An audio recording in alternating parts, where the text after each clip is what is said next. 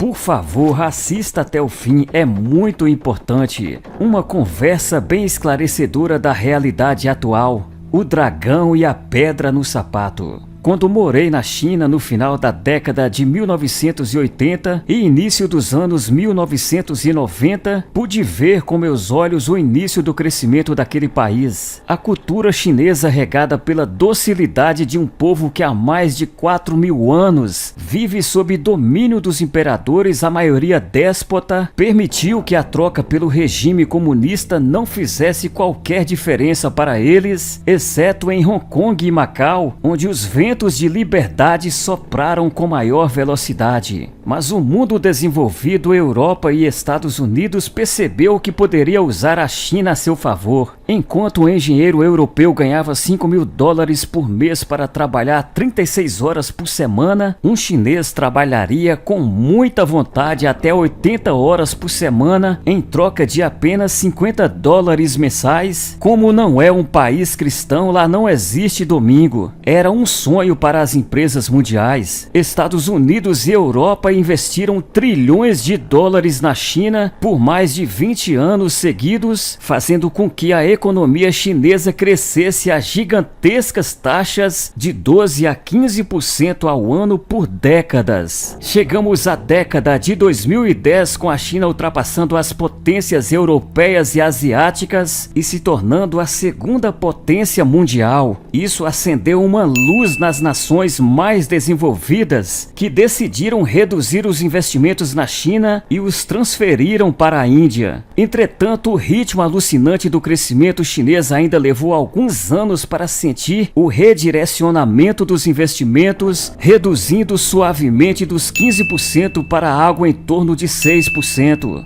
A Índia agora é a bola da vez, com a economia crescendo a estonteantes 10% ao ano. Mas as nações desenvolvidas não consideraram dois pontos básicos. Ambos os países, China e Índia, possuem uma população acima de 1,3 bilhão e também precisam de muita comida para alimentar sua população. Uma pequena ascensão social de 10% da população, por conta do aumento de oportunidades de trabalho e renda, representa toda a população de vários países europeus. Isso tem levado os chineses e indianos a invadirem os países mais pobres, sejam da Ásia ou da África, para a semelhança do que a Europa fez nos séculos passados, explorar todas as riquezas desses países pobres. Se apenas 1% dos 10% mais ricos desses países resolverem investir seus lucros na Europa ou nos Estados Unidos, poderiam criar, e têm criado, problemas no sistema bancário mundial. A China hoje já possui mais de 4 trilhões de dólares em títulos do Tesouro Americano e investimentos diversos em países pobres, Brasil inclusive, acima de 1,5 trilhão de dólares. Os indianos e chineses, mais estes, que prezaram pouco pela ética ou valores morais judaico-cristãos, são países onde o cristianismo é minoria, encontraram nos países pobres um ambiente amigável para praticar seu esporte favorito, a corrupção. Os chineses, há mais tempo no mercado e com menos problemas de consciência, conseguiram dominar mais áreas na África. Porém, para prover comida, a joia da coroa era a América do Sul, sendo o Brasil a mais preciosa. Novamente, por uma mistura de ideologia e corrupção, a China tem levado vantagem sobre a Índia. Vários países latinos já estão beijando os pés chineses, pagando seus empréstimos com comida e matéria-prima subvalorizadas. Mas o sonho de consumo dos chineses sempre foi o Brasil. Tudo estava indo bem, mas quando os chineses finalmente resolveram comprar o Brasil, eis que os brasileiros, alheios a tudo o que se passava no mundo, resolveram colocar Bolsonaro na presidência. O problema é que os governos passados prometeram mundos e fundos para os chineses, que pagaram grandes lotes de propina na esperança de garantir comida e recursos naturais por mais 500 anos. Agora, mesmo comprando muitas terras, cooperativas agrícolas, empresas, portos, ferrovias, entre outros, suas atividades a cada dia estão mais restritas no Brasil. A xenofobia está à flor da pele. A realidade é que os chineses estão sofrendo na América do Sul. Investiram muitos bilhões na Venezuela, confiantes no petróleo, mas a produção de 3,5 milhões de barris diários caiu para 400 mil. Na Argentina, com a crise do coronavírus, a queda na produção foi de mais de 40%, ou seja, não tem comida para pagar os empréstimos. Pelo lado americano e europeu, a pressão está cada dia maior e os acordos comerciais que privilegiavam a China nos mercados mundiais estão um a um sendo revistos com sérios prejuízos para os chineses. Até Joe Biden, presidente dos Estados Unidos, continuou com a política restritiva americana com a China e ainda chama o Trump de nacionalista. A pergunta de 1 trilhão é: qual será a consequência disso tudo para a China e a Índia? As questões comerciais dos chineses com europeus e americanos são o menor dos problemas. A questão custo ainda será importante por algum tempo. Logo a China conseguirá vender seus Xing-Lings por um bom tempo. Mas o gargalo será arranjar comida para quase 3 bilhões de pessoas, China mais Índia, que estão ficando um pouco mais ricas e exigindo um pouco mais de comida em seus pratos. Será que os dois maiores produtores de alimento do mundo, Estados Unidos e Brasil, vão dar colher de chá para China e Índia? Acho muito difícil, ainda mais se Bolsonaro conseguir um novo mandato de mais 4 anos. Daí a urgente necessidade de evitar a qualquer custo sua reeleição. O grande problema é que a crise alimentar já está batendo a porta e esperar mais 6 anos será uma eternidade. Estados Unidos e Europa consomem aproximadamente 40% de todos os alimentos produzidos no mundo. Se considerarmos os grandes países da Ásia, Japão, Coreia, Malásia, etc., já teremos mais de 70% dos alimentos produzidos comprometidos. Como alimentar com 30% os 50% restantes da população do mundo?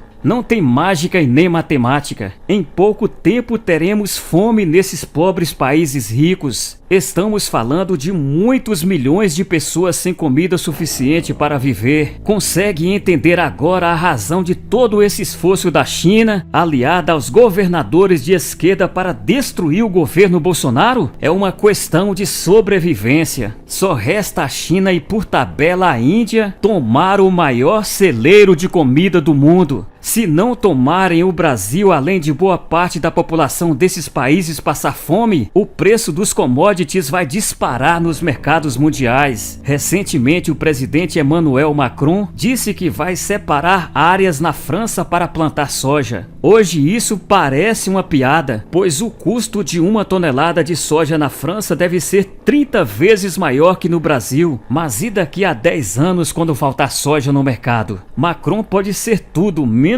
louco. Atualmente, poucos países como o Brasil, Estados Unidos, Canadá e Argentina conseguem alimentar sua população, e essa situação deve perdurar por muitos anos. O Brasil está em uma situação muito privilegiada, pois usamos apenas 16% de nosso território com a agricultura e pastagem para gado. Podemos ainda crescer 100% sem comprometer qualquer sistema ecológico. Por qualquer ótica que se tente resolver essa questão chamada comida, passaremos pelo Brasil e todos sabem disso. Daí a luta da Europa e dos Estados Unidos, por exemplo, para impedir que nossa agricultura cresça, usando como argumento a destruição da Amazônia. Querem destruir, ou pelo menos tentar, aquele que será o maior celeiro do mundo até 2030. Mas a pedra no sapato chama-se Bolsonaro e a direita brasileira. Ou seja, todos vocês que estão ouvindo, comentando e compartilhando este vídeo. Creio que tanto Estados Unidos quanto a Europa deveriam tratar melhor o Brasil. É a única chance que possuem para dobrar o grande dragão. Exceto se mais uma vez a China resolver eliminar 20% da sua população, já que o vírus chinês não conseguiu matar nenhum 1% da da população. Se a China comprar o Brasil, o mundo passará fome. Se não comprar, a China passará fome. Nada é impossível para esse país, onde morrer pela nação é um ato heróico para o povo chinês. Por isso,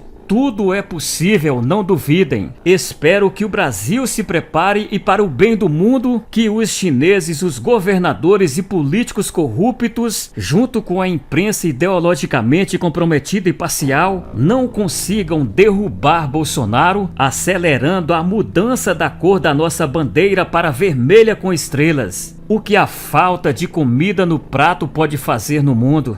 Texto de J.E. Conti, engenheiro, consultor de negócios, escritor e empresário. E agora eu quero ler o seu importante comentário aqui no canal youtube.com/Célio Lobo. Aproveite e se inscreva aqui no nosso canal e ative o sininho marcando a opção todas para receber diariamente novos vídeos em apoio a Bolsonaro.